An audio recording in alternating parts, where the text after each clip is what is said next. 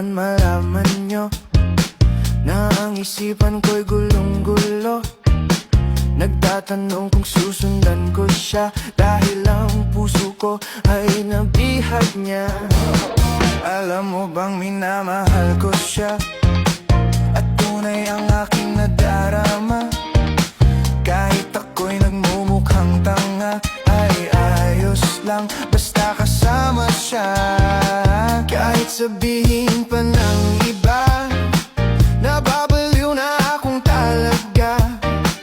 Kahit mayroong ibang nagcha-cha-cha, nagrurumba, nagsasalsa.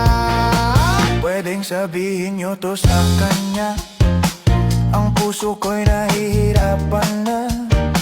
Ano pa ba ang pwede kong gawin na uubra upang maakit siya?